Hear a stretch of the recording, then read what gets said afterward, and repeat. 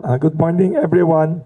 Welcome to Pandesal Forum dito sa 84-year-old Kamuning Bakery Cafe. We are very privileged this morning to have with us two very respected business leaders to talk about the Philippine economy today. What is the state of the Philippine economy?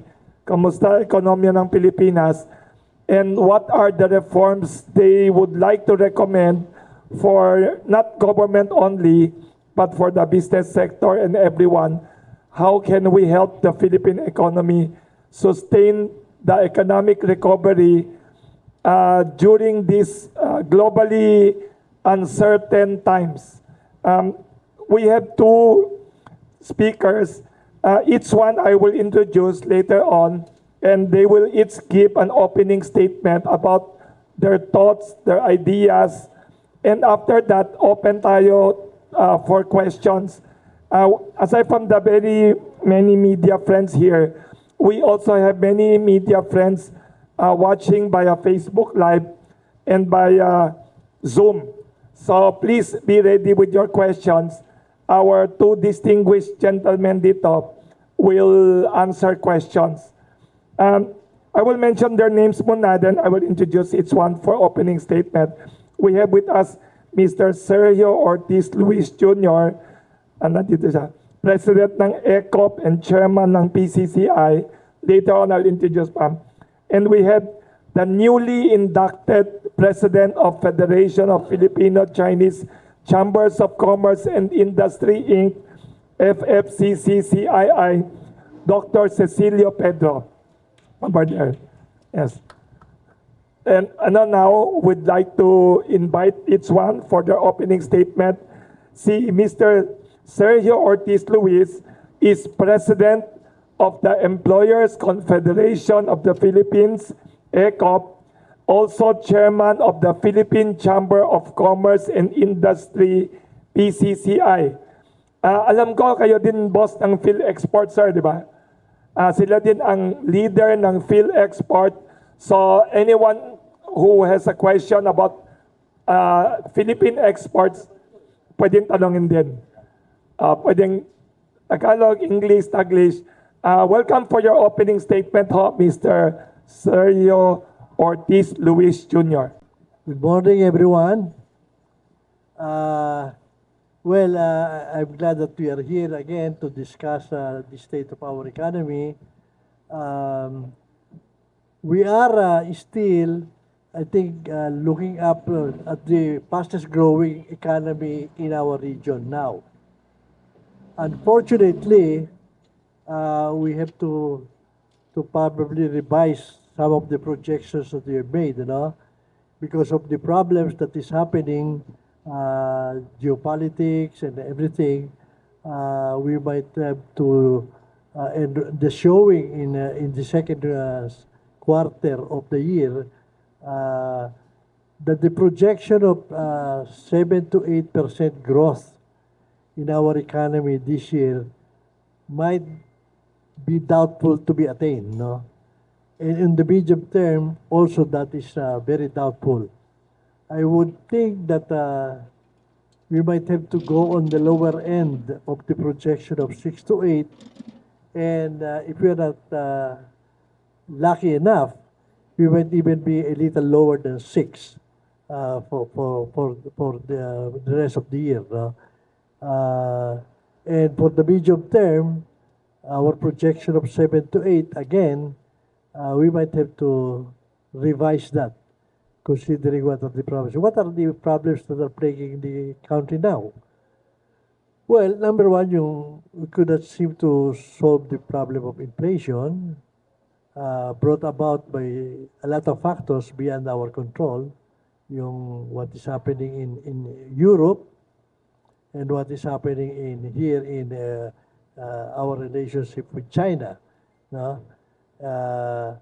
In Europe, many of the G7 countries are in recession already. Italy, Germany, Great Britain, I think, are all in recession. But the one driving them, fortunately, US, I think is still positive by 3.5%. Mainly because they are supplying, I think, armaments to all these economies, no? And in the case of the others, it's really driven by also the sanctions left and right, and also China was forced to cut their supply of oil. Many of them depends on them, and so the trade in Europe, and that's one of the reasons why they're causing recession. Unfortunately, that is we are partly, as they say, if they cough, somehow we're affected, or sneeze, they were affected. So unfortunately also for us, it did not affect us only yung our supply chain. It did not affect us only in the Western world, but yung the latest with China, it seems to have affected us. We have been traveling with the president in his many visits, and we were all excited because after that in PCCI alone, at least once a week, we have visitors from other countries after those visits, asking for partnership, looking for possible areas where they can invest, and after we came up with two self-inflicting wounds, I would say, uh, especially with China, I think the enthusiasm has died down a bit. No? Marami na sana yung mag-uumpisa pero they're now hesitating. What are these ones, no? Without knowing it, this talk about high salary, is putting a lot of problem with investors, no? Because they could not determine that how to approach it, yung costing nila, what to do about it, no? And yung mga may threat pa, may nag-file pa ng 750 pesos a day, 400, nagkatawaran, 150, mayroon pang tawad ngayon, 100, when in fact we already approved NCR with 40 pesos, no? That's one. Number two, this talk about boycotts, for instance, no? A lot of Chinese investors, a lot of Chinese have cut down their operation here, no?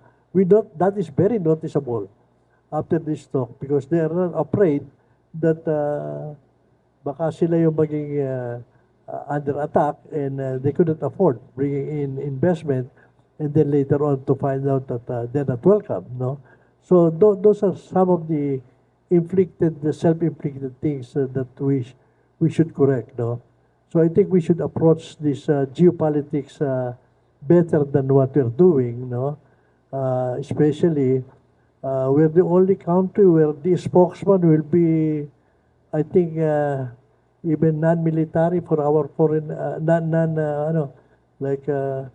ang nagde-determine and pinipreempt ang ating foreign policy by the Coast Guard, for instance, the military, no? Eh dapat yan, nagsasalita dyan yung opisyal lang. Tayo lang yung ganun eh. Mga foreigners pa kumisya na nagde-determine ng foreign policy natin. So, and I don't think that is very healthy for us. I think we should review that and really allow only spokesman who should to be able to speak about this. No? So, yun, there are areas where we should be able to do our thing. Meron dapat tayong magawa pa sa ginagawa naman ng gobyerno ang magagawa sa agriculture, no? Marami nag-aatake na dapat doon merong permanent secretary. Eh ako tingin ko, maglagay ka ng secretary doon, di matatagal na 2 linggo eh. Matatanggal din eh. Yung presidente lang ang pwedeng matatag na hindi matanggal doon eh. Because dami po do, dami po doon. Bawal mag-import. Pagka nag-import ka, marami magagal. Pag hindi ka nag-import, baka magugutom. So hindi alam ang gagawin. Maraming policy na kailangan pag-usapan mo. mag-uumpisa ka ng project, merong aatake because many of them are third parties na ano, hindi naman, ano, also in natural resources. Natural resources, yun sana ang, aside from the reliable, the BPOs and the OFW remittances, we should be able to come up with alternatives, no? And yan ang nakikita namin. Yung tourism, we're doing everything we can do there. Yung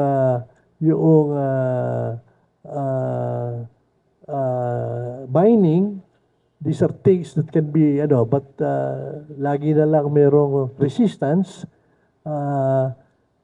So we have to really determine, alam mo, in mining, for instance, marami talaga yung mga maliliit na miners na sumisya sa, pero the bigger mining companies now are very reliable. And titignan mo naman, makikita mo naman yung ano, ang ano, for instance, one example is, we're one of the biggest supplier of nickel now, on demand, you know? Yun ang medyo humina rin ng ano because of our geopolitical problem. Pero, we should be able to process them rather than exporting only ores. Meron na sana investor, natakot na naman yung investor because unfortunately, they're Chinese, so medyo nag-hesitate na naman sila. Sana makaka-export na tayo ng ore, no? Medyo malaking kapital. So yun ang mga, ano, sa tourism naman, okay na yung ano, pero pati logo, pinagtatalunan natin yan eh. So didistract tayo, no? And I hope media should be able to tone down also on this issue. Dahil kung minsan walang balita, napupunta na lang yung balita sa logo which is not really that material, no? So, tourism is okay. I think we're doing quite well there, no? Huwag na lang damihan masyado yung bakasyon for tourism na hindi naman nakakadagdag. Marami masyado holiday. Nagiging katwira pa mismo, kung minsan yung domestic tourism, hindi naman nagkakatotoo yung ano yun, ano? So, yung mga tourism, declare ng holiday, hoping that there will be domestic tourism, hindi naman, tourism lang sa malls yun, yung mga holiday na yun. Sa education, we're left behind, no? We'll have to play a catch up. So, hopefully, we should be able to do this. And I guess we will be prepared to answer questions. Thank you very much, Mr. Sergio Ortiz Luis, for his opening statement about the Philippine economy and what we should do to sustain our recovery. Next, we'd like to invite Dr. Cecilio Pedro.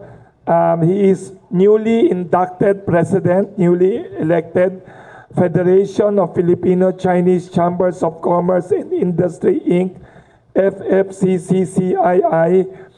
He is also well known as a Christian philanthropist, and also since many years ago pa, kilala siya as founder and CEO of Happy Toothpaste Lamoyan Corporation. Welcome, Dr. Cecilio Pedro, for your opening statement. Maraming salamat, Wilson, for this opportunity to represent the Federation. Okay, let me first greet our wonderful friend from the Employers Confederation of the Philippines, President Sergio Ortiz Luis Jr. Hindi na junior, no? Hindi junior. Alam niyo, sinabi ni Wilson na bagong inducted. Maybe bagong inducted. I was elected March. I've been president for the last 5 months. Parang 50 years na ako dito, presidente. Ang hirap namang trabaho dito sa Federation. Namumuti na yung buhok ko. Pati yung katawan ko, namumuti na rin. It is my pleasure to be part of today's Pandesal Forum and share some insights about important issues in the Philippine economy. Amidst challenging times, we are still glad to hear of the news that the Philippine GDP growth for the first half of the year was 5.3%. There seems to be a slowdown due to high prices of commodity and slower global economic growth. I agree with my friend here, Sergio. Our economic growth will be facing a lot of difficulties in the coming days. Hindi lang yung inflation, ano? Mataas na rin yung interest rates, and there is a worldwide slowdown. Specifically, China is also slowing down. Kaya napakaraming Chinese merchants and manufacturing boss coming over to look at possibilities here in the Philippines.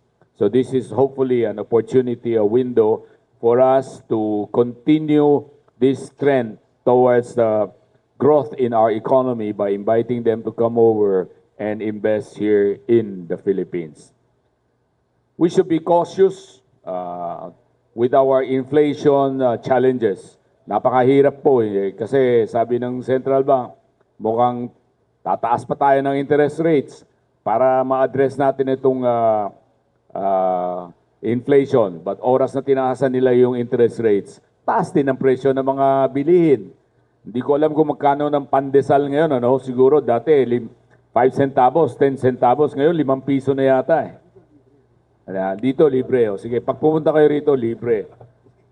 Lahat po ng bilihin, if you go to the market, especially the wet market, nakikita natin yung pagtaas ng presyo ng lahat ng bilihin. Still, we at the FCCCII believe that the Philippines can still continue to grow. I don't know how many percent. I have no idea. I am not an economist. Ang nakikita ko lang, nandyan yung potential for us to grow, continue grow. Bakit?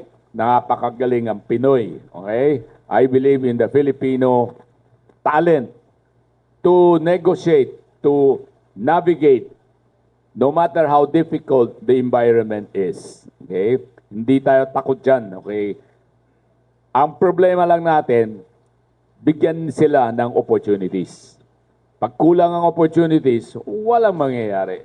Kahit magaling ka, kung wala namang opportunities para ipakita ninyo yung galing ng Pinoy, walang mangyayari sa atin. So, how do you present opportunities? We should look at investment. Now, if you look at investment, ang tinitingnan ko ngayon, sinabi ko po ito sa Malacanang, kailangan yung energy should be available.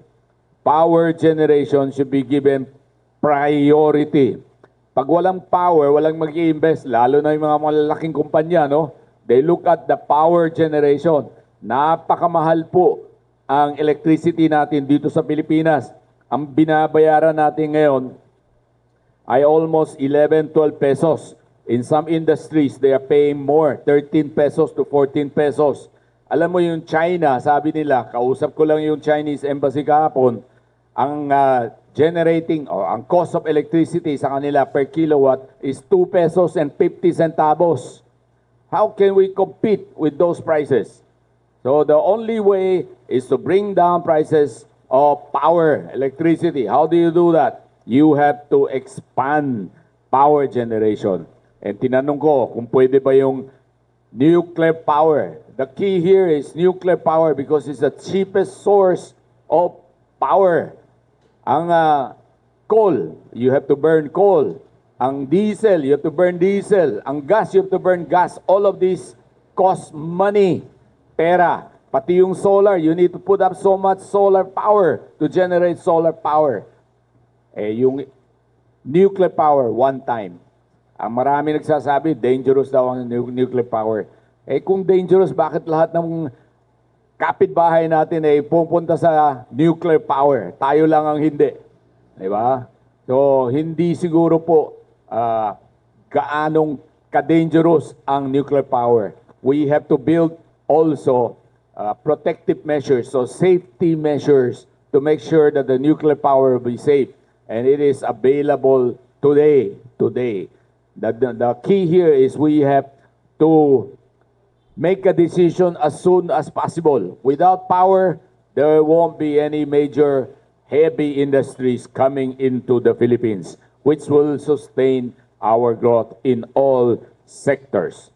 So ito po ay malaking bagay po sa akin. The other one is ease of doing business. Napakahirap po ang patayo ng negosyo dito. Ang daming permits. Ang permits ay dumadaan sa daming departments. At lahat ng departments ay maraming red tapes. So we are pushing for digitalization. Lahat po ng government agency should be digitalized. Wala na yung mga, mahirap sabihin na kotong-kotong eh. Nahihirapan yung mga negosyante para magpatayo ng negosyo dahil ang dami pati barangay captain nakikialam. It's about time that we think of the bayan muna. Pag-isipan natin, ang daming walang trabaho, no? Tulungan natin ng investment para magkaroon ng trabaho para sa mga kababayan natin. Ang dami po sa kanila na walang trabaho. Why are we making it difficult for investors to come in and do business? Make it easy. In Vietnam, in Thailand, in Indonesia, you talk to only a handful. 3 or 5 people will take care of all of your permits. Wala ka nang intindihin sa permits. Sila nang bahala. Why can't we do that? Okay? That is one problem that we want to address. Ease of doing business. Sabi nila may anti-red tape. Eh, ba't tayo nagpapalagay ng anti-red tape kung walang red tape? Ibig sabihin marami tayong red tape. Kailangan may anti-red tape commission. Ang hirap naman yan. Ayusin na natin, hindi na kailangan natin yung ARTA, yung anti-red tape. Sa ating mga local government officials, tulungan natin ang bayan. Gawin natin may ease of doing business. Pag pumunta rito ang negosyante, we open our doors with open arms. Let's help them put up the business and generate employment and income for our countrymen here in the Philippines. Daming pwedeng pag-usapan, ano? Napapagod lang ako sa 2 issues lang yan, ano? Then, of course, another reason for cautious optimism is the government's infrastructure investment. Build Better More program. We have a lot of good projects online. Okay? At least there are 10 major projects. Sana po, tuloy-tuloy po itong ano. And let's come up with more projects, build better, not just for this administration, for the long term. Kailangan pag-isipan natin at least 10 to 20 years. Anong mga plano natin? Anong mga projects na pwedeng gawin for the next 10 years para umunlad ang Pilipinas, para hindi may iwanan? Alam niyo, in the 60s and the 70s, we were way ahead of our neighbors. Tingin sila sa atin, sabi nga ng mga kaibigan ko, pati Hong Kong and Taiwan, dito ang puntahan nila para magkaroon ng trabaho. Ngayon, baliktad. Tayo ang pumunta sa Hong Kong. Tayo ang pumunta kung saan-saan para maghanap ng trabaho. Why? Why is this happening?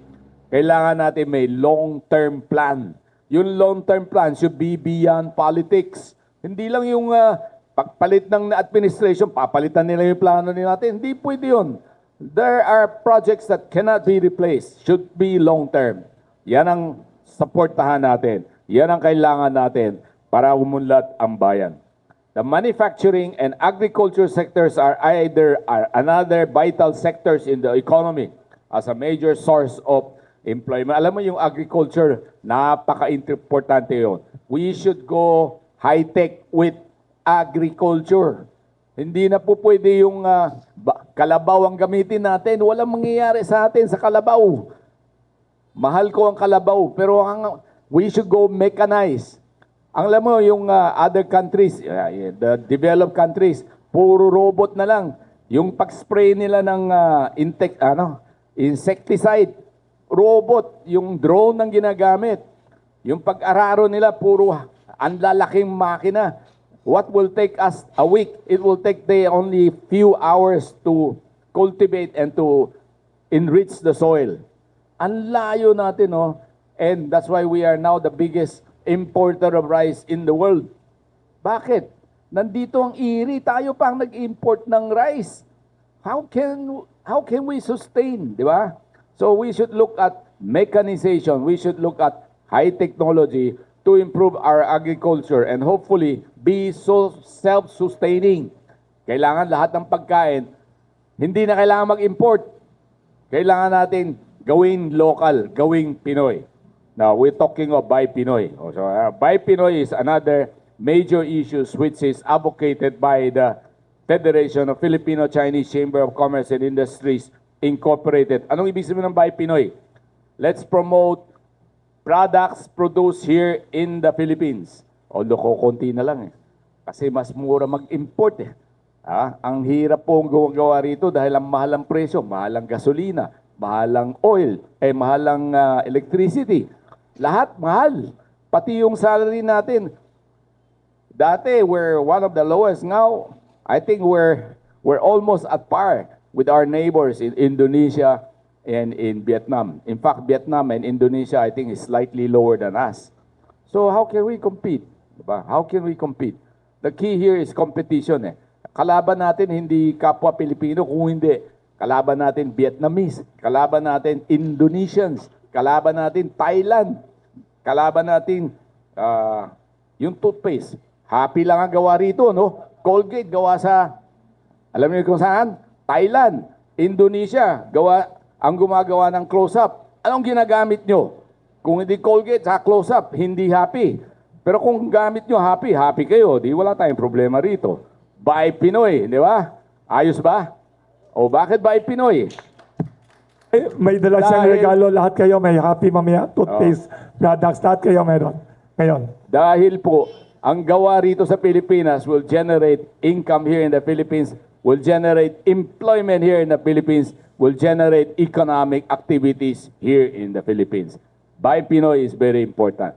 Although I cannot say na lahat ng produkto pwedeng gawin dito dahil because of the factors I have mentioned previously, which is mataas ang electricity, mahirap hirap sabihin, ease of doing business. Mahirap magpatayo ng negosyo rito dahil ang daming red tapes. Okay? Ang daming mahirap eh. Tingnan na natin kung anong pwede. Ang pwede rito, magaling ang Pinoy. Tourism is another industry we should promote. Napakagaling nga tayo sa service industry. Walang comparison. Lahat ng bisita rito, sabi nila, napakabait ang Pilipino. Napakaganda ang service ng Pilipino. Doon tayo mag-focus. Doon tayo magaling. Siguro, I don't know of any country that can compete with us as far as service sector is concerned. Kaya kung, I don't know kung nagku-cruise ba kayo, pumunta ka sa Europe, pumunta ka sa Alaska, karamihan Pinoy ang kaharap natin. Sa mga cruise ship, puro Pinoy. Bakit? Masipag ang Pinoy, marunong mag-English, mabait, magaling pa magluto. Pag alam niya, Pinoy ka, nasa cruise, nakong sa gandang service. Kahit anong pagkain, meron. So, the key here is our Filipino, our people is the best. Why not focus on what we can do best? Okay? But as far as business is concerned, marami pang pwedeng pag-usapan. Hanggang 24 hours, wala na tayong panahon. But allow, siguro here, we are here for discussion on what can be done. But let us unite and focus on social economic reforms and innovation. Let us support efforts to create an environment that is conducive to business growth. And let us unite to achieve progress for the Philippines and all our people. Magkaisa tayo.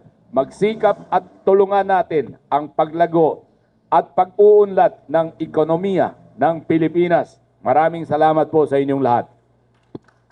Thank you very much, Dr. Cecilio Pedro, FFCCCII, newly elected, parang newly elected pa rin, a few months, president. Yes, a new president. And president of ECOP, chairman of PCCI, and president of Phil Export. Yan sinabi ni Dr. Pedro na kailangan wag tayo puro import lang. Kailangan naman mag-export tayo konti. So, welcome for questions from our media friends. Nauna dito, yes. Hi, good morning. Pakilala mo sarili mo ulit. Siya yung nakatutok Ayan. ay Vice President sa SMNI. Ayun po. So, Alvin Palabalio, sir, from EuroTV Philippines.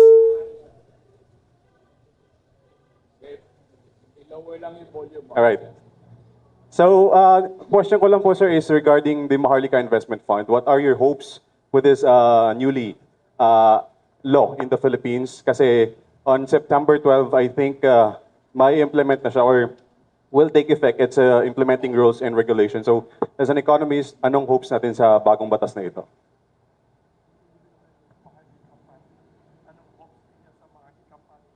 Anong hopes ninyo sa Maharlika Fund na malapit na i-implement? Well, frankly, in the business sector, we were divided in the Maharlika funds, no? But at the end of the day, when it was done, it was passed, nandyan na yan, no?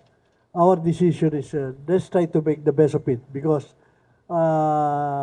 whether we like it or not, sabay-sabay tayo nakasakay dyan, it can do a lot for the country if it is successful.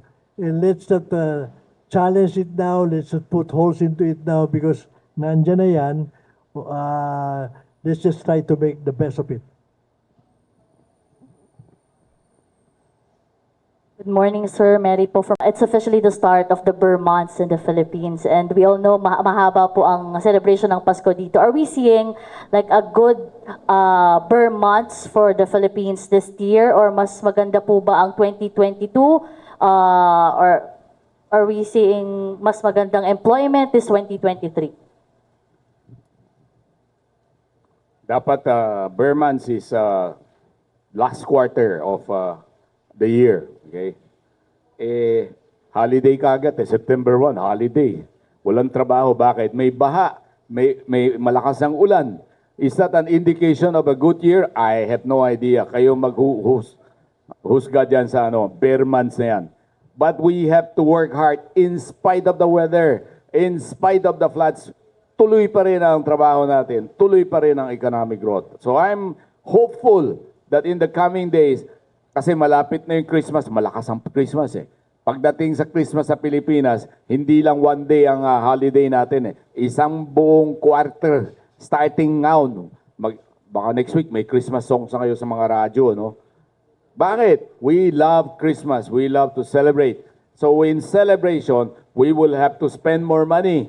When we spend more money, it will generate more investment and more income and more, hopefully, work for our fellow Filipinos. So I'm positive. Usually Burr month is a better month or is a better season for all of us here in the Philippines. Hello, sirs. Jason Rubrico po ng SMNI News. Sir, you've mentioned a while ago na marami sa ating mga Chinese investors ang nag-back out for some reasons. First, yung mataas sa sweldo. Pangalawa, yung pag-boycott. Ano po kaya ang pwedeng gawin ng government para mas mahikayat pa yung mga Chinese investors na mumuhunan nga dito sa ating bansa? Well, tama naman yung ginagawa ng gobyerno, no, na talaga, no. Kaya lang, medyo, I think the government should do better communication with the Chinese, no. Because right now, when the Chinese investors are attacked, parang hindi ko nakikita yung reaction ng gobyerno eh.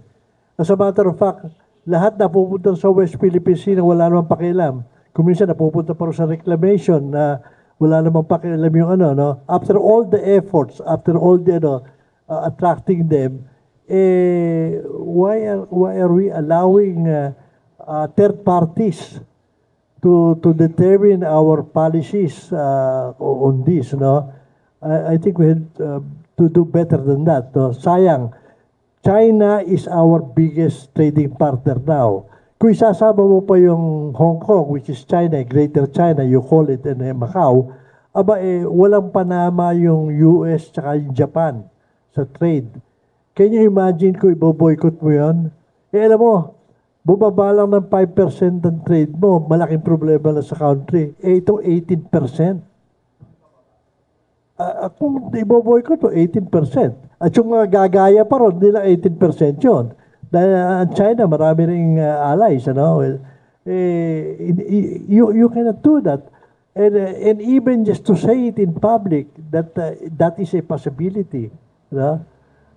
Malaking bagay na yun. Nate-turn off na sila.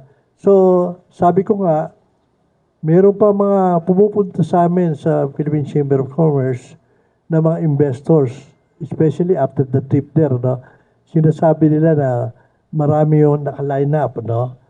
It's not going to happen overnight, of course. So pumupunta rito yung mga yun, nakikipag-usap, naghahanap ng partner, naghahanap ng arreglo, and all of a sudden, dumating itong problema na ito, halt, no? Nagulat nga ako eh. There is a program in one of the TV stations before na una pinlay yung yung mga legislators that are calling for boycotts, calling for nag-umpisa yung call in, ano?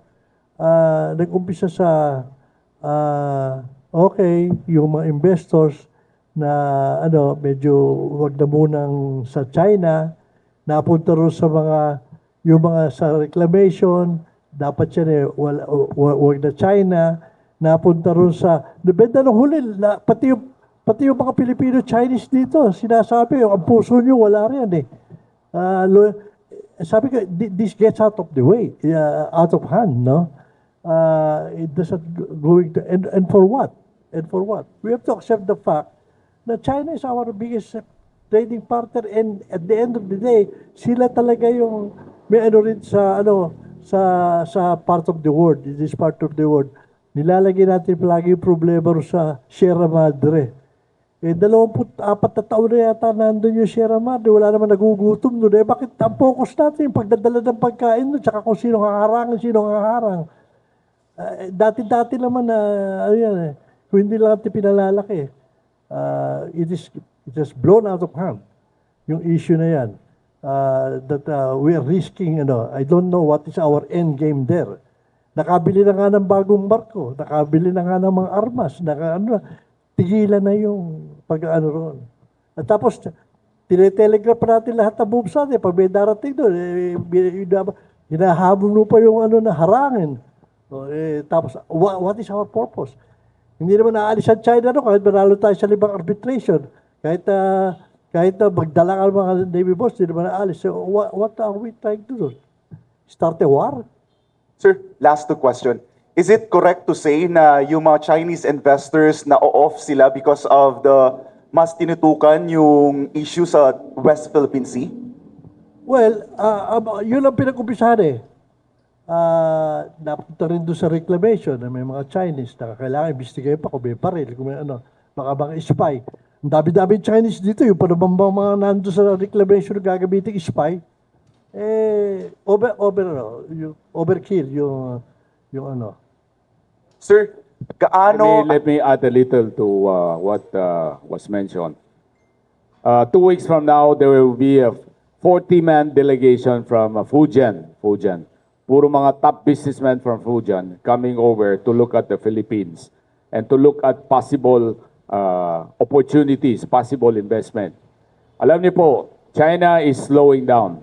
Ang number one problema nila ngayon, maraming Western companies refuse to buy from China, including European. They are slowing down their purchases from China. Okay? So anong gagawin nila?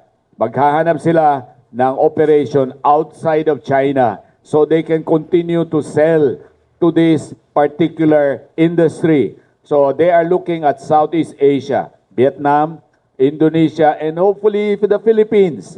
Anong ginagawa natin? We should go out of our way to help them and convince them and present to them that this is a good place for them to invest in. Di ba? The government should come out with a platform for them to invest in. They're looking at a free trade zone. They're looking at all possibilities. So anong ginagawa natin? I just hope that our government can focus their attention on these opportunities available right now. Ang dami po sila naghahanap. 2 weeks from now from Fujian. Another 3 weeks from now from Santong. Lahat po sila pumunta rito looking at opportunities dahil po napakahirap ngayon sa China. They are having a hard time because they are facing American slowdown. American refuse to buy from them. It has nothing to do with the Scarborough, with the West Philippine Sea. Walang problema sa kanila yan. Puro mga negosyante yan. They are here to make business. Okay? Unless we go to war, which we will not in the West Philippine Sea. We will invite them and they will come. Pero ano ang i-present natin sa kanila? Dapat may platform tayo, no? May incentives, may mga conditions for them to look at that is comparable to Vietnam, Indonesia, or even other Southeast Asian countries.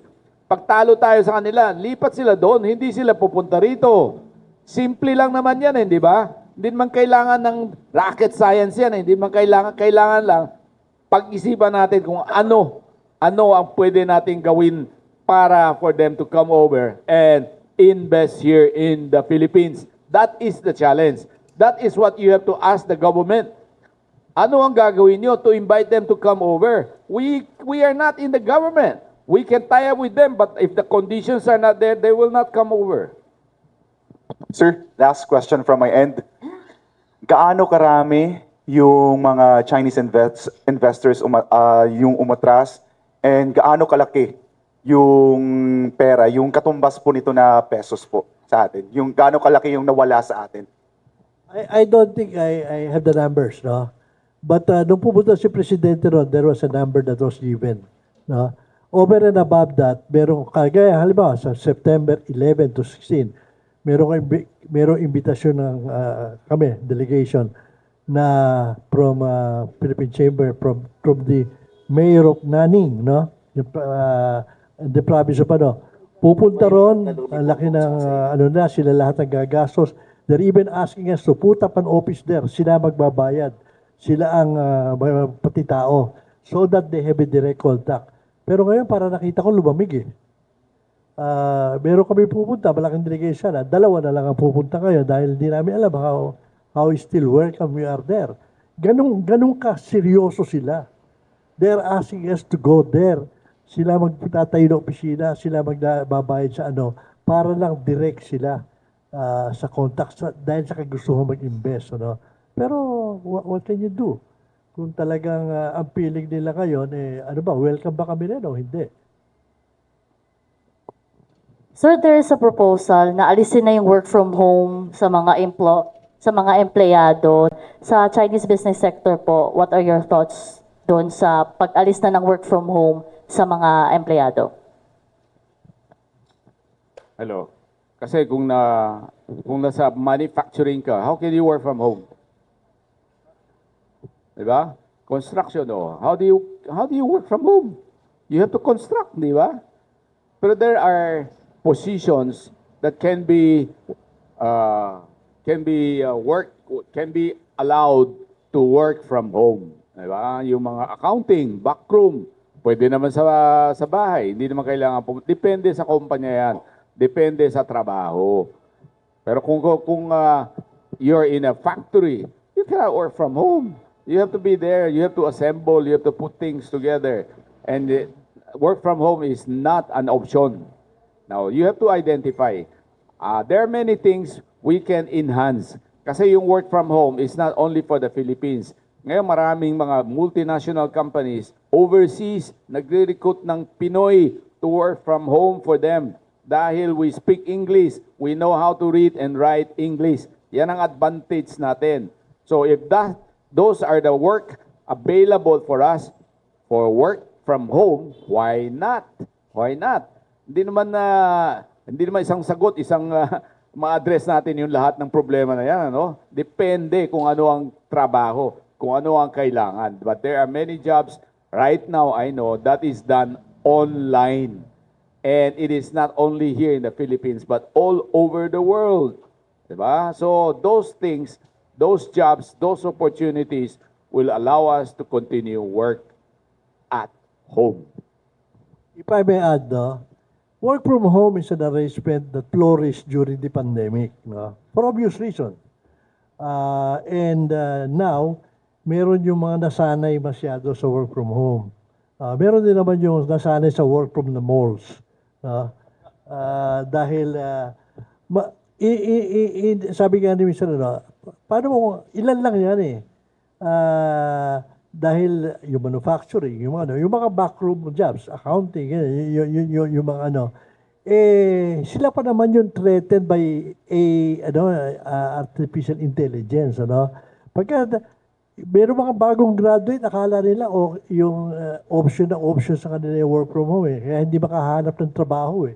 Namimili pa, sila pa yung may gusto ng work from home. Ano? Eh, ang dami-dami nung naghahanap ng trabaho. Ilan lang yung industry or ilan lang yung trabaho na ano, pabayaan mo ang kumpanya mag-determine kung okay sa kanila yon o hindi. No? Kasi merong mga advantage like for instance, yung mga babahala upa, yung work from home, kailangan mo mas maliit na space. Mga ano. Pero meron naman disadvantage. Alam mo, napilitan lang yung iba magpa-work from home ng pandemic dahil wala naman, ang internet natin napaka-unreliable.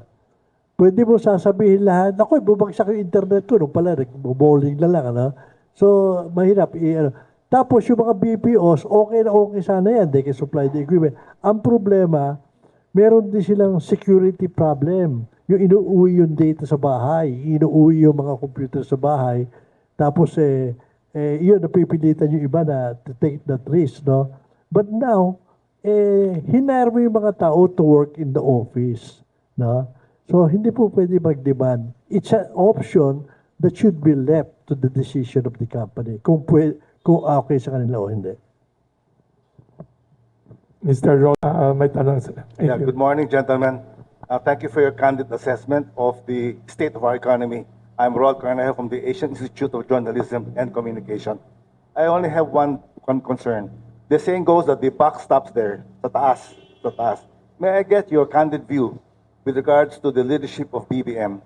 On a scale of 1 to 10, how does the FFCCII and the PCCI view the effectiveness of our president? And if you only give 8 or 9, why the reservation? Thank you very much. Interesting na tanong ha. No, I would not say 1 to 10, no, but I will say he's doing very well. The administration doing very well considering the situation. A lesser person there, we would have been under the condition, medyo may problema tayo. We are moving forward, although not as fast as we should, no? But we are moving forward. As a matter of fact, in spite of our problems, we're ahead of our peers in Asia now, in our GDP. Lahat sila umaatras.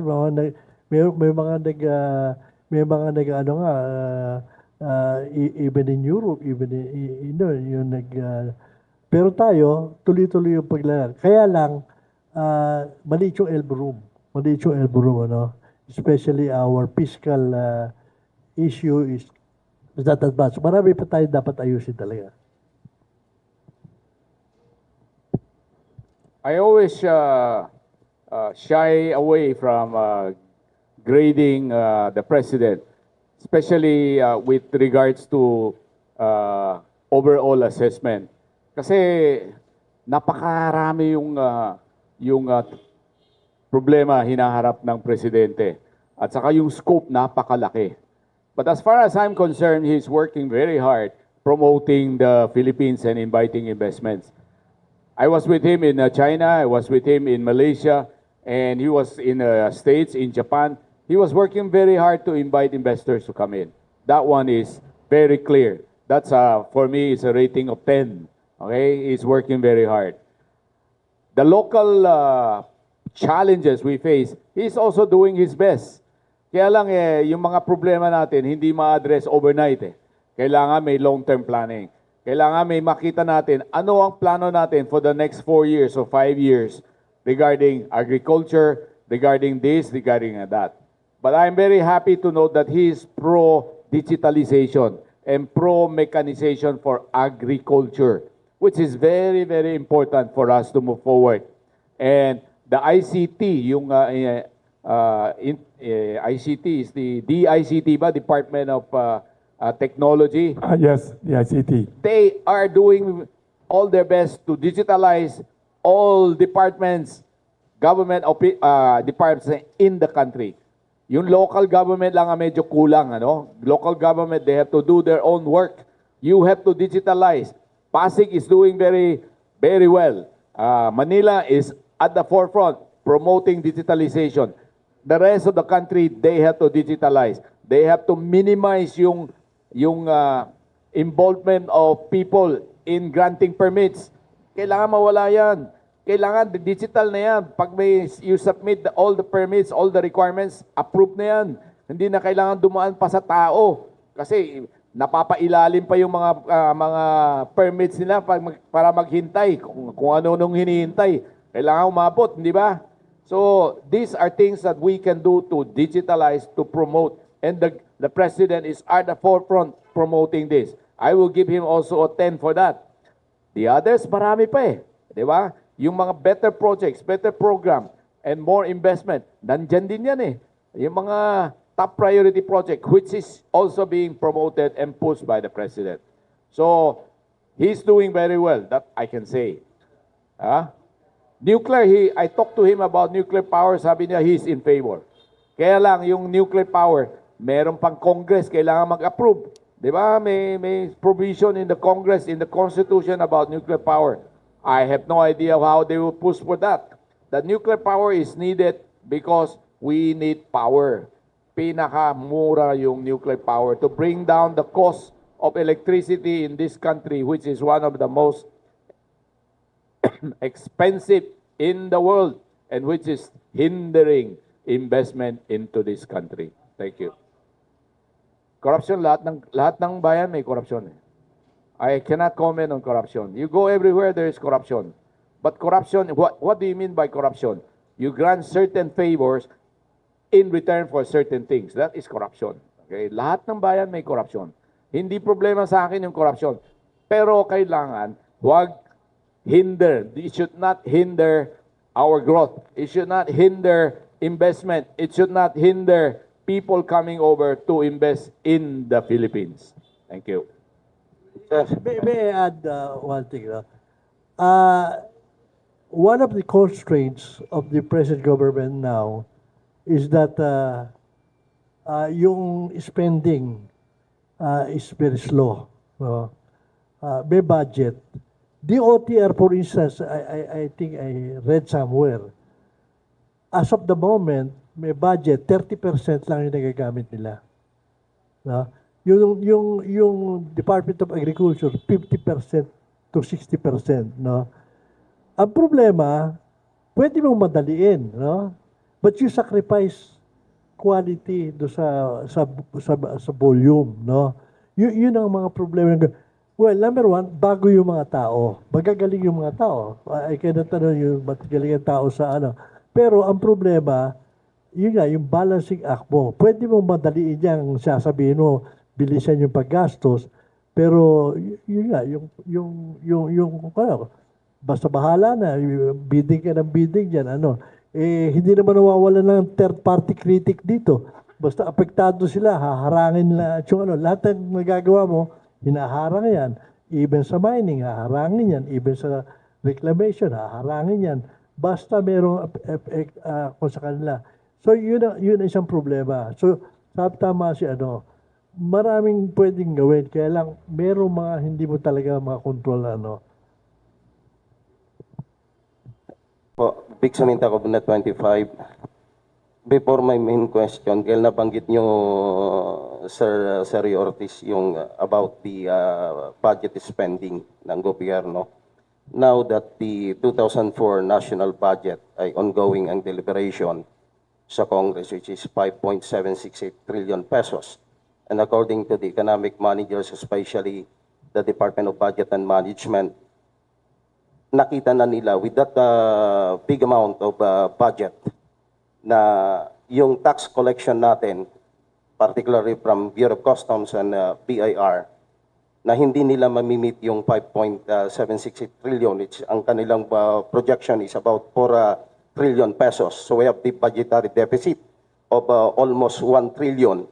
And to solve that gap, uutang ulit tayo. We have more than, if I'm not mistaken, nasa 14 trillion na ang ating utang. So panibagong utang. So what is the point of view ng business sector regarding this issue? Well, actually, yung, if I remember correctly, the numbers that I've read, from the budget, ang uutangin natin doon sa is about 6 to 7%. Yeah. Yun ang uutangin natin. Ng GDP. So, a trillion. No? Okay lang yun kung napupunta talaga sa ano. Ang problema nga, nag-underspend tayo, umuutang tayo, nag-underspend tayo. Sana mabalanse yung ano, hindi malaki yung 6% kung talagang tumatakbo at nagagamit yung pera. Ang problema, umuutang ka, Nag-underspend. nagbabayad ka ng interest, nagbabayad ka ng ano, hindi naman nagagamit yung pera dahil yung absorptive capacity nga ay mabagal.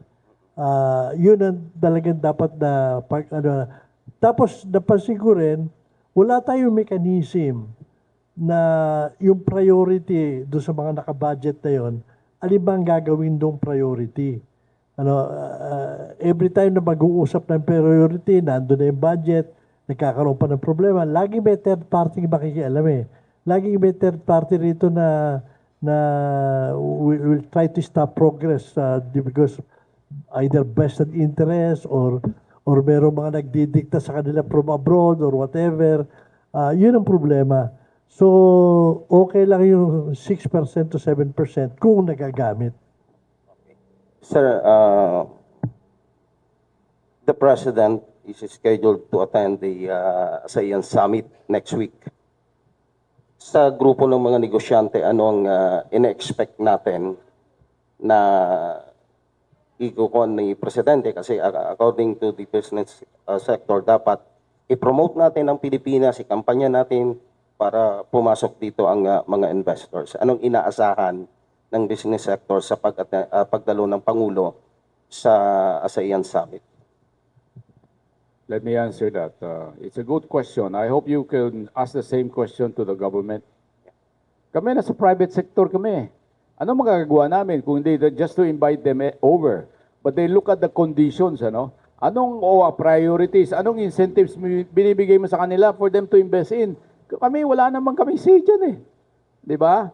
You're asking us, we're only doing in joint partnership with them. We can invite them over, but if the conditions are not conducive for them to invest in, well, what can we do? Di ba? Alis yan, hahanap sila ng mga mas magandang opportunities elsewhere. Alam mo yung utang, hindi ako takot dyan. Ang takot ko, hindi tayo umuunlad. We are not growing. That because of function of debt is always to the total GDP. If our GDP is growing very, very fast, people are willing to lend. Mag-uutang ka, meron ba magpapautang sa'yo? Kung may nagpapautang sa'yo, ibig sabihin, you are doing well. Sa negosyo, ganun yan eh. Kung nga malakas ang negosyo ko, kahit na anong bangko, lumalapit. Bakit?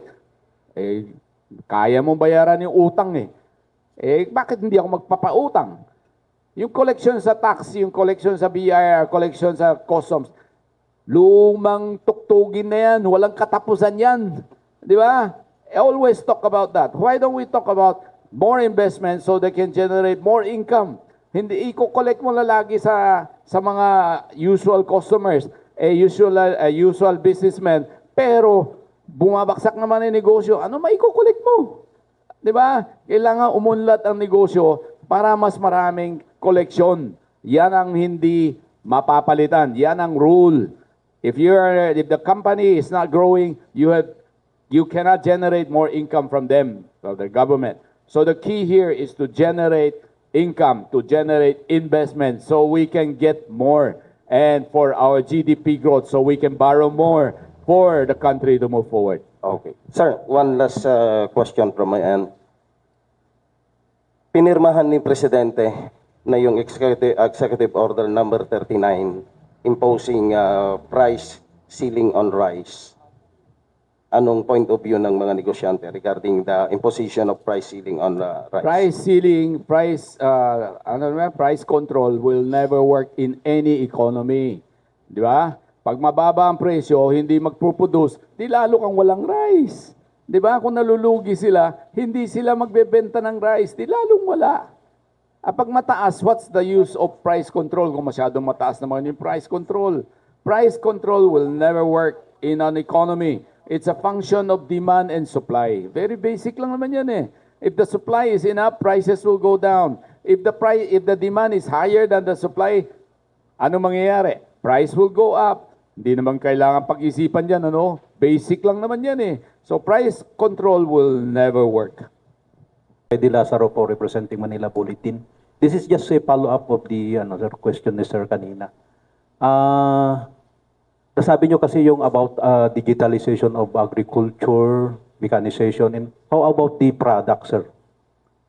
Yung sa agriculture natin, sinabi nyo na okay yung farm mechanization, digitalization, how about naman doon sa product? Kasi very crucial kasi yung product ang pinag-uusapan, mga agricultural products po natin.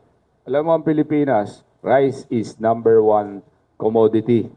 Rice, di ba? Pag walang tinapay, okay lang. Walang pandesal, okay lang. Pero bawal yung walang rice, di ba? Walang kanin, revolution yan. Walang pandesal, okay lang yan. Palitan ko ng kanin, pwede na yan eh, di ba? O basic lang naman yan eh. So you look at rice. How do you make sure that you have produced enough rice for our countrymen? How do you mechanize that? They're looking at hybrid rice. Okay ang hybrid rice to yield more per hectare. But how do you produce those quality hybrid rice at affordable prices? Kasi may mga ingredients put in eh. May fertilizer, may labor, may weather. Pag na malakas ang ulan, pag may baha, patay pati yung hybrid rice natin, di ba? There are elements you have to consider.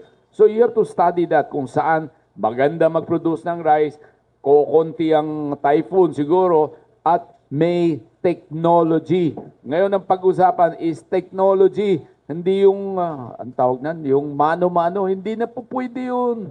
Traditional, hindi na po pwede yun. Maiwanan tayo dyan. Maawa ka sa mga farmers natin, walang mangyayari sa kanila.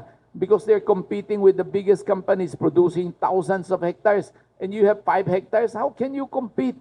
Your prices will always be higher. And they can produce at a lower price. And they export here, patay ka. Now, how do you make yourself competitive?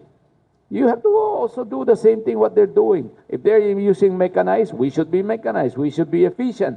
We should produce the same quality, if not better. Di ba? So yan ang labanan. Pag-isipan natin, how can we compete?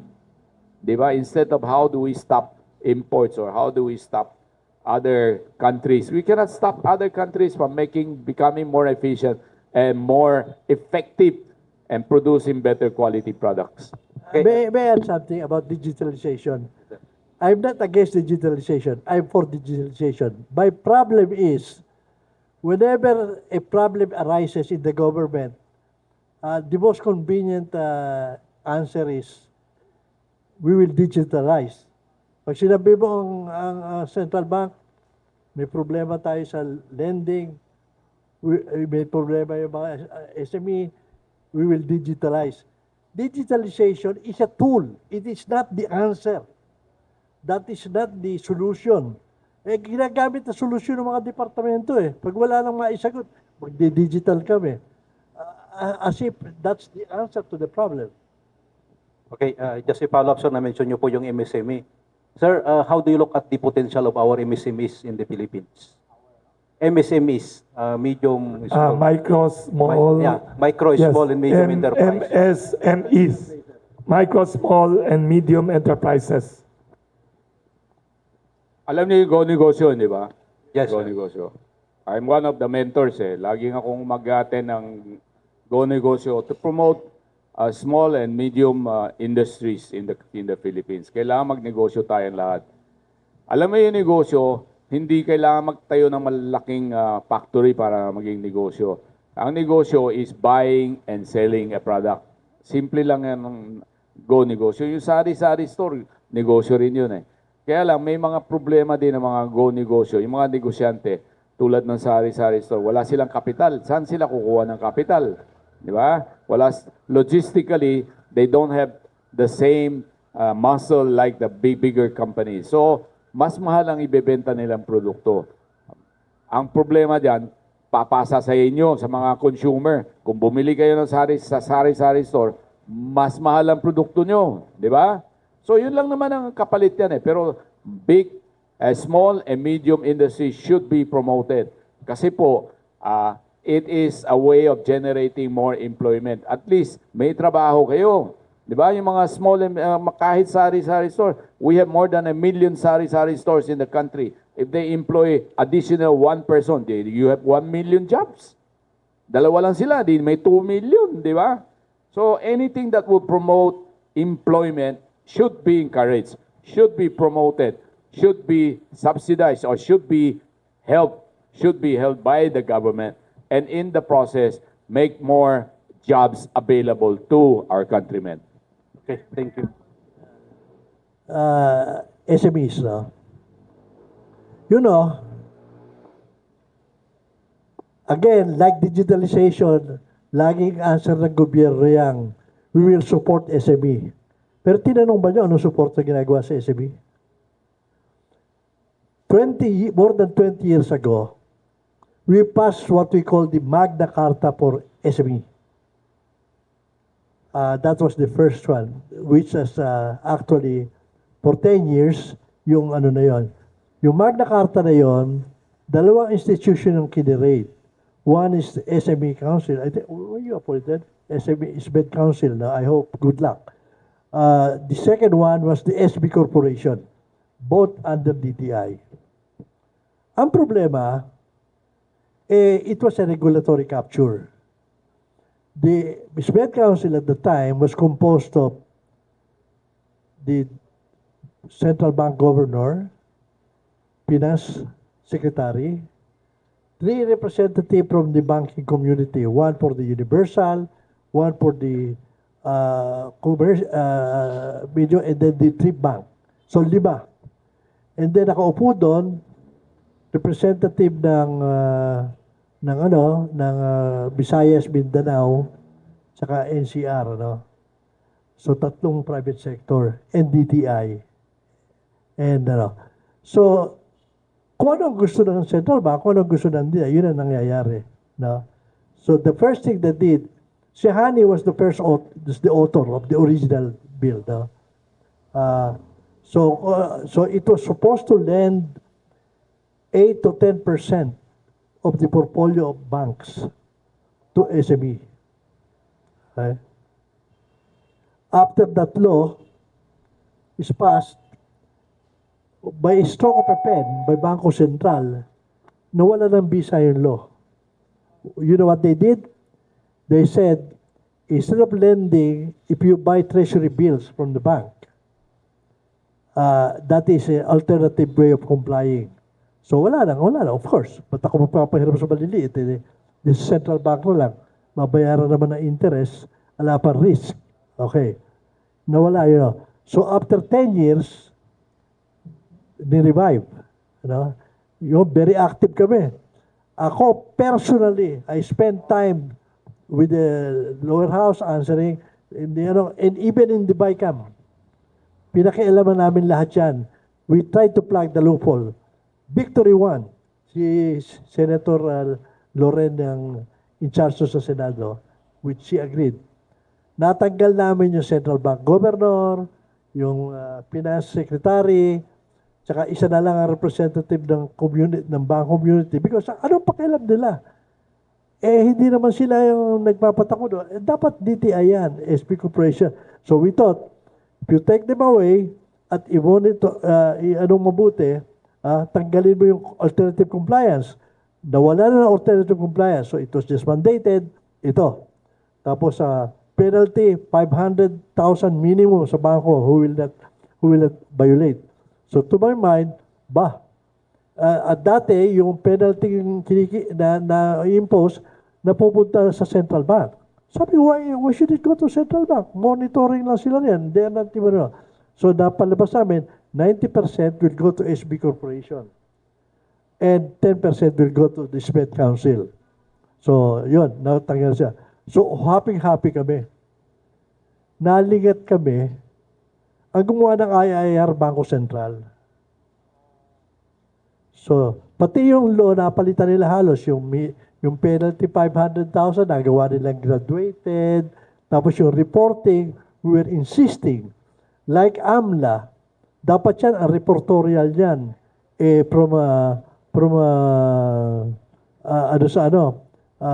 signed by a bank representative, no, under oath, no, assigned bank with the lower rank, no lower than vice president. Yun talaga yung ano.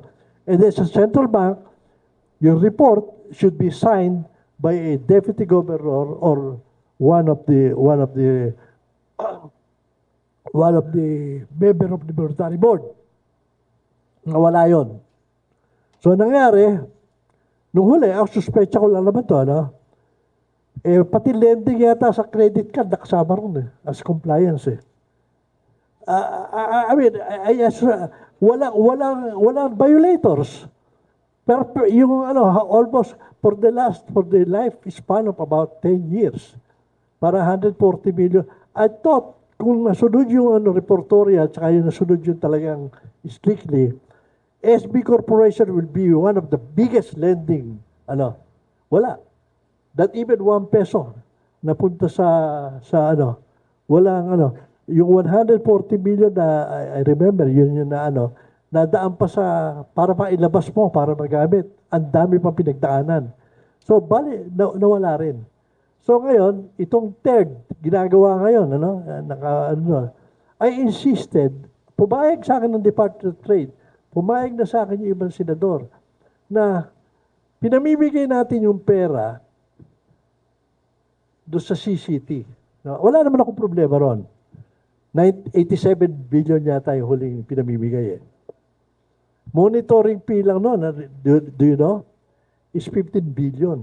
Bigger than, monitoring lang ngayon Hindi budget ng SW, ito, special fund ito. Ngayon PPP yata ang tawag dyan.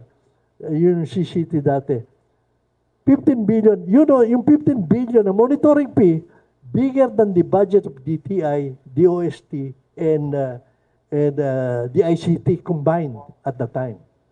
Hindi, isn't it crazy? Pinamimigay mo yung pera, monitor mo lang, 15 billion, gano'n ang budget. So sabi ko, nag-request ako nung nag-umpisa hearing, why not, if you don't want, hindi naman nagagamit yung 87 billion noon, ano? Why not devote 20% of it initially and give it to SB Corporation sa lending? And then, pumapalagay sa central bank. Sabi nila, no, because they're under our jurisdiction. They have to follow our rules. No, for it to succeed, yung SB Corporation should have its own money and determine its own rules.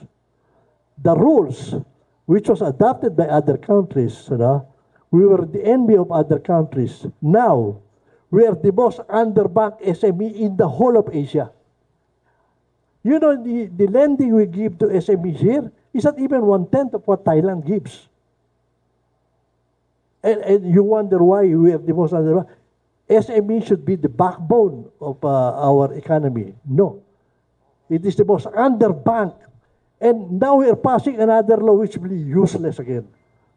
For it to be useful, pumayag yung central bank sa which this thing, finally, before this thing, the central bank, he sent word to me, payag na kami na hindi na under sa jurisdiction namin yung SB Corporation. Provided, tanggalin nyo sa law. Natanggal namin. Doon sa ginagawa ngayon, natanggal na yun. Pumapayag na central bank. So it will formulate its own rules supposed to be. No? Pero pinag-uusapan yung pera. Kukunin daw yung 500 million sa SSS, kukunin yung para sa Maharlika Fund. Ayaw naman pumayag nito mga ito. At hindi, wala na naman mangyari. Ang kailangan billion-billion, we're talking of 2-3 billion yata ilalagay. So we are passing another useless law. We are not serious. We have to think out of the box. Ang dapat dyan sa lending sa, doon sa Magna Carta, it will not be repayment of 97 or 95% of the loans as expected with regular loans. But it will, how many employees did you increase? Your repayment is secondary. Pinamimigay mo nga yung pera bakit di mo ibigay doon sa gagawa ng trabaho?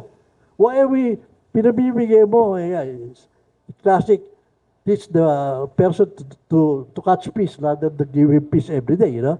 Yun ang sinasabi namin. Because pag yun ang measure mo na success ng Israel, makakahabol tayo sa mga kapitbahay natin. Nanggaya lang sa atin sa loob yung mga yun. Nilampas-lampasan tayo, eh di mo sana, in Thailand, that's why you see Thaksin was very hard to beat. Talagang binigay niya yan, yung meron tayong OTOP na pinagbabalaki ngayon, no? 1 million per town. Siya lahat ng barangay, binigyan niya. Kaya talagang grassroots nakararating yung pera. Yung SME talagang lumaki. Dito, wala, we just talk, we'll have to make laws. Oh, yan ang answer. We pass a new law, useless law again. Ang galing ng sinabi nyo, ha? Kayong dalawa. Sir, just a clarification. Both of you have very good ideas. Doon sa point ninyo, kasi doon sa bagong batas na sinabi ninyo, ang pinag-uusapan na is yung pera. Gusto nila, like Maharlika Fund, na kukunin ang seed money coming from SSS, Pag-ibig, pero hindi pumapayag. So saan manggagaling yung seed money supposed to be? Well, sabi ko nga, kung nakapagbabudget ka na 87 billion, monitoring lang 15 billion, eh ba't di ka makapag-budget ng 20% man lang nun for SB Corporation to start with? And then later on, make it a policy na talagang bibigyan mo yan. We should teach SME as an investment, not as an expense. Every time we ask for money for it, sasabihin, saan namin kukunin? Eh, pinabibigay ka nyo eh. Eh, bakit di nyo mailagay yan? Eh, yan, we will create work. Wala, eh, we will pass a law na. Ganun na naman. Yan na the best we can do. It's another useless law. 10 years from now, we'll be talking about it. Mag-iisip na naman tayo. Palayo tayo ng palayo sa mga neighbors natin in SME. We're the most underbanked SME in the whole of Asia. Alam mo yung mga bangko, negosyo yan eh. If I lend you money, I have to make sure that I can get it back, na binabayaran, hindi dole out. Ang problema natin, especially yung mga small industry, sometimes, hindi marunong mag-savings. Ginagamit yung mga kita nila sa pangangailangan nila sa bahay. Kaya they end up always with not enough capital. Eh wala, maliit lang sila eh. The mindset, kaya kailangan ng negosyo to change their mindset. Ang utang, binabayaran. Lalo na kung galing sa gobyerno, galing sa gobyerno, libre ito, hindi na kailangan bayaran. Wala na, walang mangyayari sa atin, di ba? Ang utang dapat bayaran. Ang pag-iisip natin, kailangan palitan natin. Kung gusto nyo magnegosyo, magbayad kayo ng utang. Kung hindi, walang magpapautang sa inyo. That is the key. Bakit hindi nag-uunlad yung mga small and very small industry? Dahil hindi nagbabayad ng utang. Kaya walang magpapautang. I deal with a sari-sari store. Walang utang dyan. Bayad kagad. Bibili ka ng toothpaste, cash. O bakit? Kasi hindi sila marunong magbayad ng utang. Yun ang number one problema. Palitan natin ang pag-iisip natin. Gusto nyo magnegosyo, pwede kayo mag-utang, pero bayaran nyo yung utang. See to it that you pay your borrowed money, your borrowed funds. Then you can move forward. Lalong mas maraming magpapautang kayo sa inyo kung nagbabayad kayo ng utang. Ay ako, wala akong bilib sa utang eh.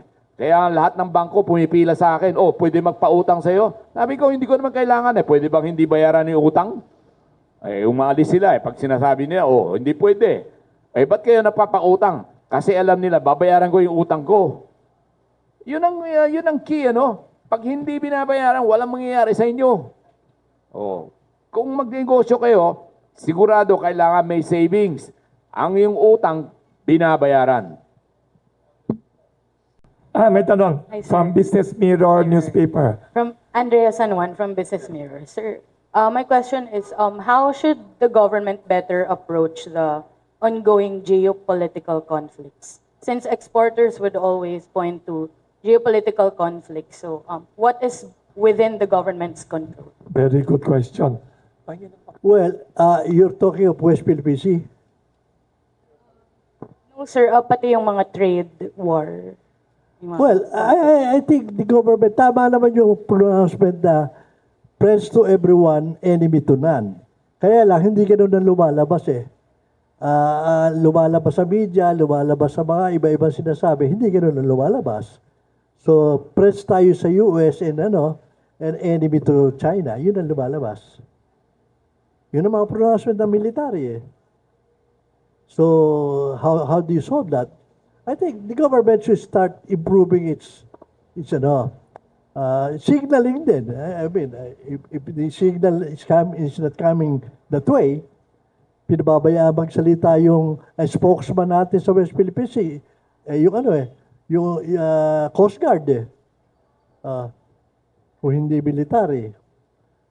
Basta yan, bullying, the word bullying, naging parang pagka ikaw medyo nagsabi na, teka muna, let's listen to reason, traitor ka. Anong klaseng policy yan? Pinababayaan natin. Yung problema ng riot sa Indonesia, sa mga Chinese, dyan ang galing sa ganyan eh. Yung anti-Chinese, Chinese na mayaman, dyan ang galing yan. Nag-riot against the Chinese. Ganun na I think yung government officials should be circumspect. Ano ba end game natin gusto mangyari dyan sa na yan?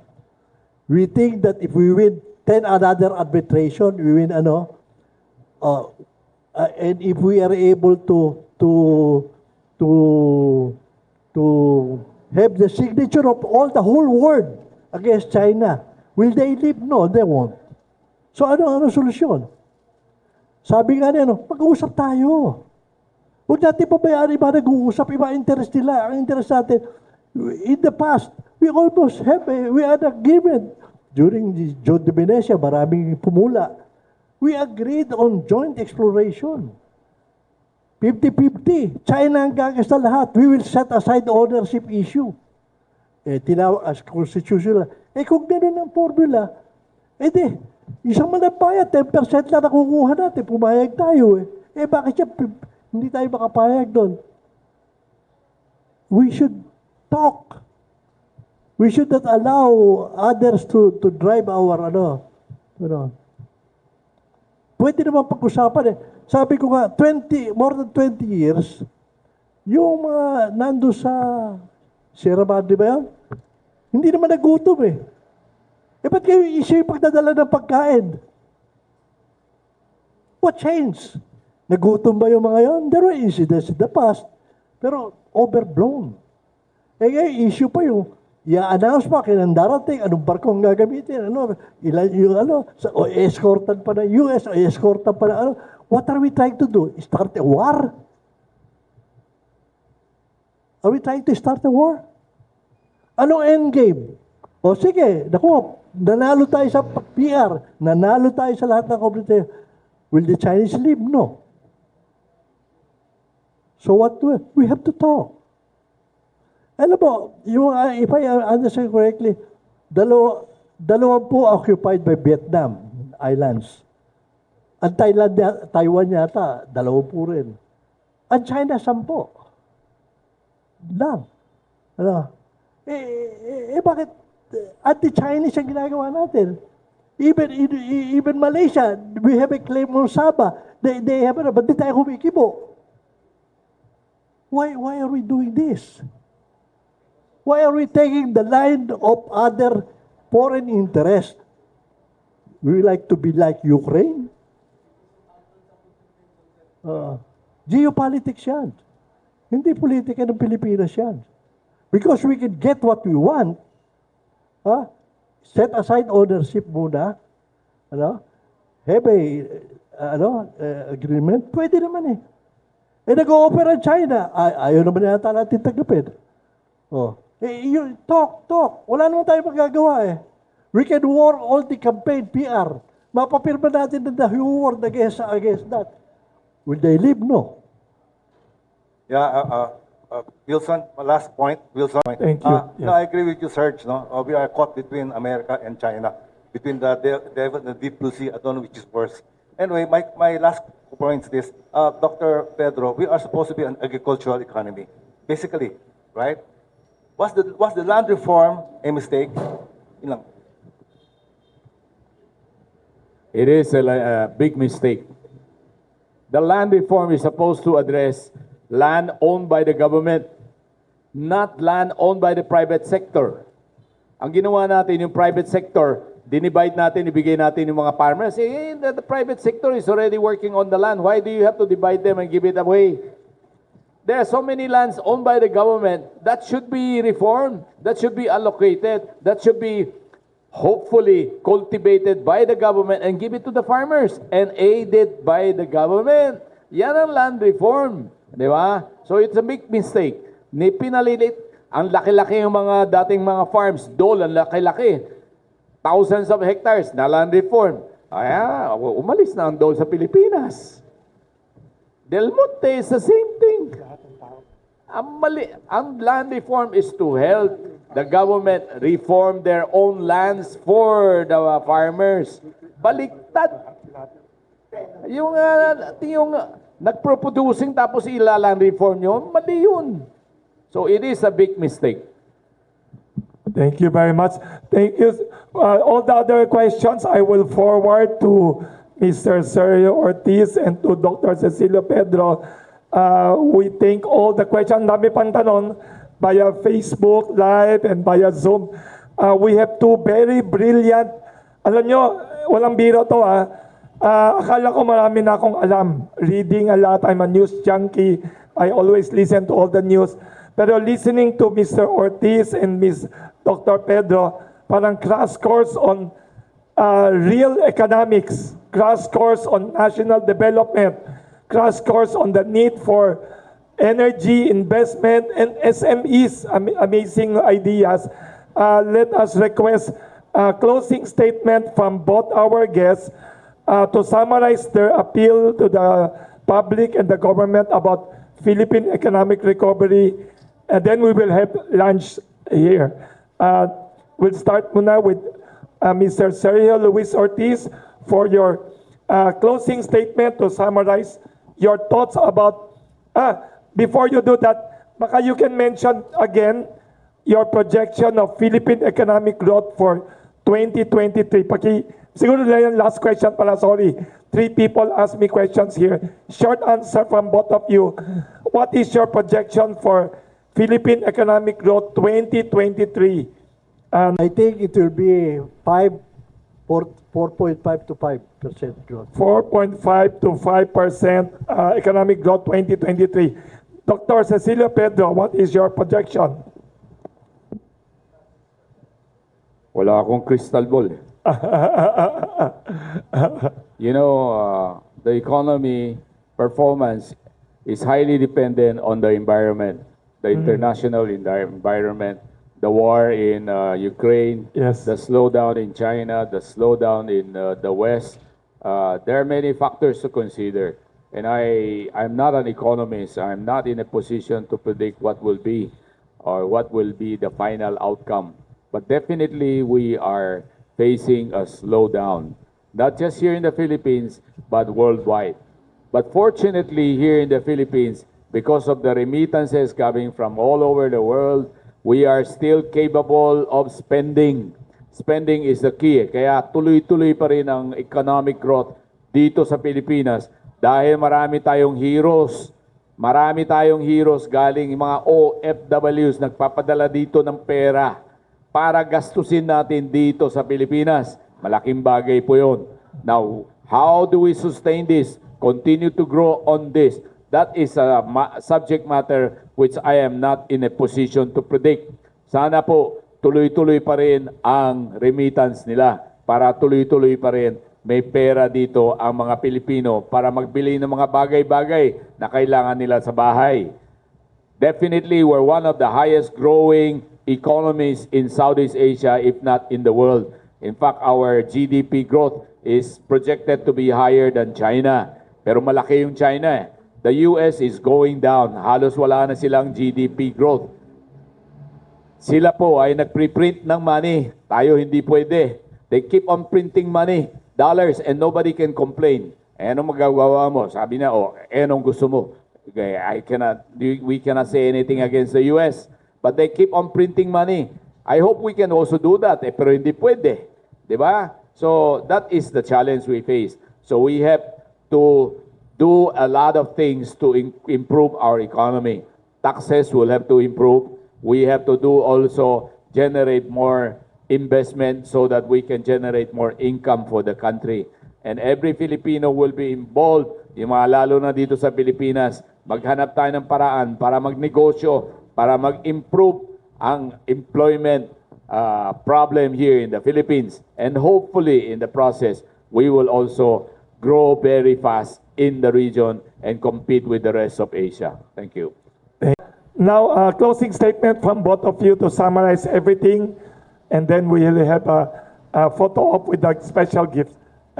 Mr. Sergio Ortiz Luis, closing Well- statement about everything, your hopes, your... Well, as I started, do not get us wrong. We're just saying realities and our projection. At the end of the day, we're still ahead with our neighbors in Asia on our growth rate. No? And this is, I think, no mean accomplishment of the government, no? In spite of all the problems. So we just hope that there are some low-hanging fruits that the government should pick, and they should be able to identify that and pick them quickly. Thank you. Dr. Pedro, closing statement. Summarize everything, your appeal, your hopes for the economy. Salamat po, Wilson, sa pandesal at saka sa toothpaste na binibigay mo. Galing kay Dr. Pedro yan. Galing sa Kami yan. Federation. Yes, lahat sa Federation.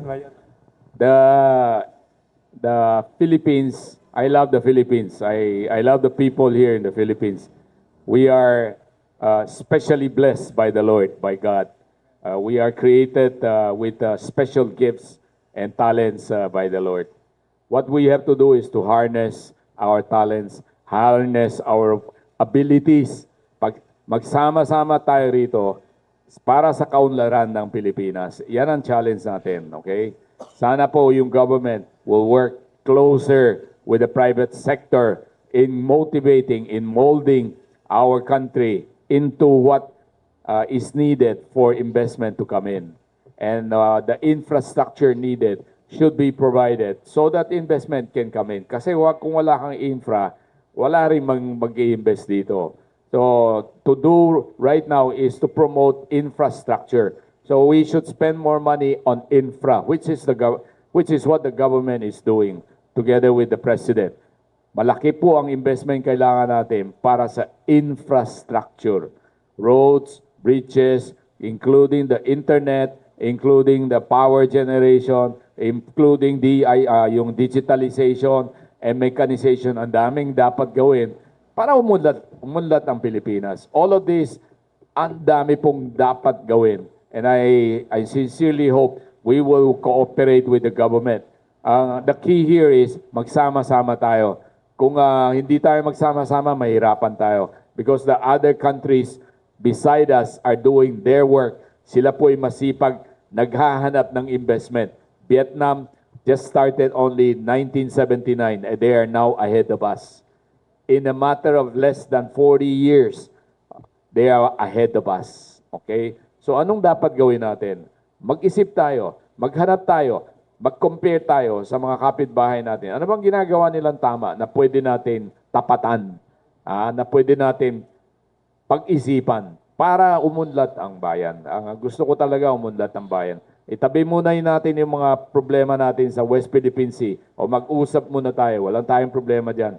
Let's work with China because China is a huge market. 1.4 billion, wala tayong talo doon. You can export anything to China as long as you produce efficiently with the right quality, they will get everything. Sabi nga, when we were in China, sabi ng China, I need durian. Alam niyo yung durian? Kumakain ba kayong durian? Masarap yung durian natin eh. Sa Davao. Sabi niya, you produce as much as you want and we will buy as much as you can produce. Anong hinihintay natin? Di ba? Vietnam pala ang nagtatanim ng durian. Massive.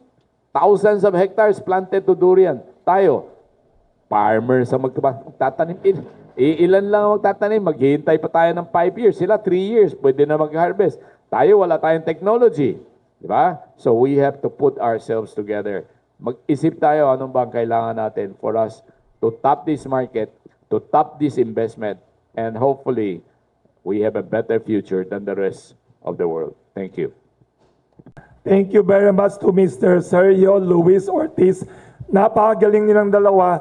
Alam mo, in this Pandesal Forum talk nila, ang dami tayong nakuwang ideas. Hopefully, we should help remind the government and the public, kailangan natin cheaper electricity, sabi ni Dr. Pedro, more investors for more jobs.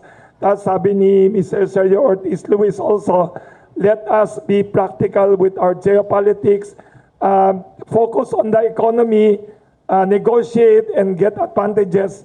Ang galing nilang dalawa, at nakulit ako sa kwento niya about SMEs.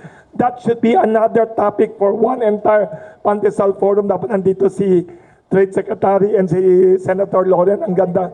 Yes, with ganyan. Tapos, for all our media friends, we have special gift.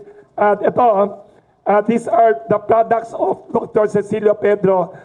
Imagine na, Philippine-made ang kalaban niya. Hindi ko na i-mention pala, walang free advertising mga kalaban niya. Yung mga kalaban niya ginagawa na sa Thailand, sa Indonesia, ibang bansa. Pinagtsatsagaan pa rin ni Dr. Cecilio Pedro ang mahal na kuryente natin, ang sakit sa ulo sa siya gumagawa nito. Kaya let us support. So we are giving away ito from mouthwash to, ito sir, Dr. Pedro, some people, mga NGOs nagsabi sa akin, one time we should invite you and mga dental associations. A big problem of the country also, we don't go to dentist well. Pag may problema na, inaalis na yung ngipin, saka pupunta sa dentista. Kaya importante din ang dental health. So, and of course, may tradition tayo dito, before our lunch for the media, all of us will have a photo with Pandesal. It doesn't matter whether you are presidential candidate or movie star or ambassadors. May picture tayo with the Pandesal. Wilson, dadagdag lang ako, no?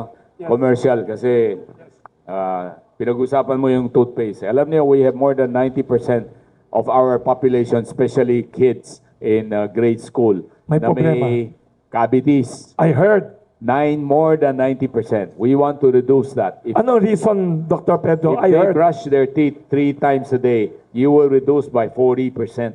So a lot of people are not aware of brushing of teeth. Either they're not aware Or they don't have. or they cannot afford. Kaya yung toothpaste namin, ginawa namin sachet, ginawa namin mas mura so that everyone can afford to brush their teeth. I hope all of you here are brushing your teeth regularly, okay? Or else we will 3 always... times a day at least, okay? Pag kumain kayo, mag-toothbrush kayo. I heard. Mas happy kayo kung gagamitin nyo happy toothpaste. Saka mas maganda. At nakakatulong kayo sa Pilipinas dahil po ang happy gawa rito sa Pilipinas. Philippine-made. May Mas kalaban maganda yung kayong Gamtech, imported. good for the gums. Yes, may kalaban kayong imported, mas magaling ang Gamtech. I'm a customer noon pa.